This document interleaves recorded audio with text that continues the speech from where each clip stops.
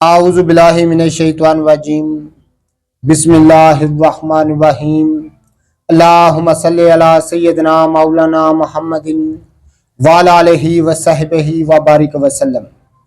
तमाम तारीफ़ें रब्बुल इज़्ज़त की हैं जो तमाम जहानों को पालने वाला है, जिसकी तमाम जहानों में बादशाहत है, जो हर चीज़ का हकीकी मालिक है। मैं हूँ हकीम आमिर शहजाद डस्का पाकिस्तान से। जितने भी मेरे दोस्त अहबाब मेरे यूट्यूब चैनल हकीम आमिर शहजाद डस्का पर नए हैं, वो चैनल को सब्सक्राइब जरूर किया करें। नाज़रीन, आज एक ख़ास चीज़ मैं आपकी खिदमत में अर्ज़ करने जा रहा हूँ। एक मर्ज़ और उसका हर्बल इलाज मैं इंशाअल्लाह ताला आपकी खिदमत में अर्ज़ करूँगा, जिसको तिली कहते हैं, तहाल कहते हैं। मर्ज़ तहाल, तिली का बढ़ जाना, और ख़ास एक हर्बल इलाज, एक सन्यासियाना नुस्खा मैं अर्ज़ करूँगा। नाज़रीन, सबसे पहले ये जानना ज़रूरी है, तिली के मतलब हम जानेंगे कि तिली की हकीकत क्या है, जिस्म इंसानी में इसका मुकाम क्या है, और इसका जो है फेल क्या है। नाज़रीन, तिली ये सुर्खी व स्याही माइल एक चपटा सा उज़ू है, जो पेट के बाएं जानब आखिरी पसली के नीचे वाक़या है।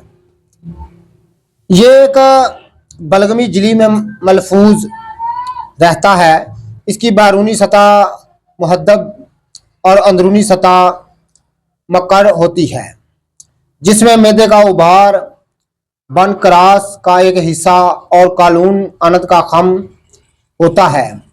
हालत सेहत में तिली महसूस नहीं होती है। मर्ज की हालत में जब बढ़ जाती है तो नाफ तक महसूस होती है। तंदुरुस्ती में इसकी लंबाई 4 से 5 इंच, चौड़ाई 3 इंच और वजन में 150 ग्राम तक होता है।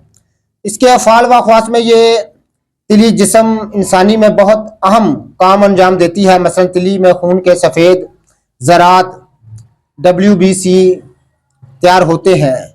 इसमें खून के सुर्ख ज़रात RBC भी बनते हैं। तिली खून के फाजल और जायद अज्जा को जज़ब करके खून के अज्जा में इत्तदाल कायम रखती है।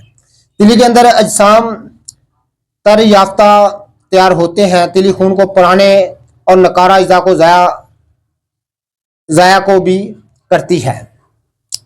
नाज़रीन, जिन्हें मैंने मुख्तसर सी तिली की हकीकत आपकी खिदमत में अर्ज़ की है। अब इसका ख़ास इलाज जो है, ये फ़ी ज़माना इस कदर बढ़ गया है कि अल्लाह की पनाह।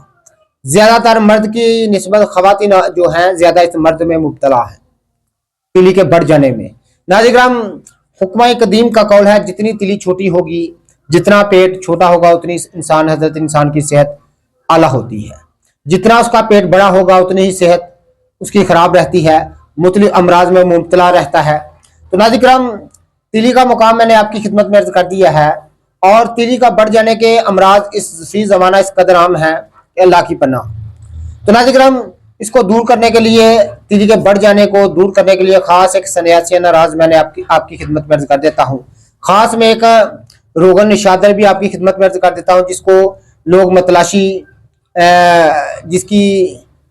मतलाशी हैं। नाज़रीन, आपने बैंगन लेने हैं 3-4 बड़े साइज़ के। उसके अंदर उसको 2 टुकड़ों में काट लेना है। काट कर नाज़रीन थोड़ा थोड़ा सा गुदा निकाल कर उसमें आपने निशादर ठीकरी ब्रीक सफूफ शुदा भर देना है।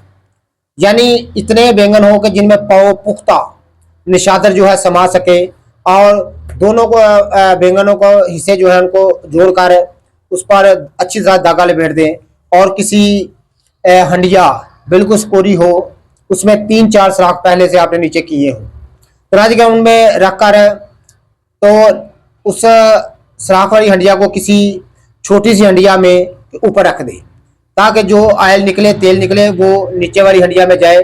तो नीचे वाली हंडिया में आपने सुराख नहीं करना। तो नाज़रीन, इस कदर मफीद अमल है, इसके सिर्फ महज 4 या 5 दिन से बड़ी हुई तिली अपनी असली हालत पर आ जाती है। ऐसे ही लाजवाब नुस्खा जात मैं आपकी खिदमत में अर्ज़ करता रहता हूँ।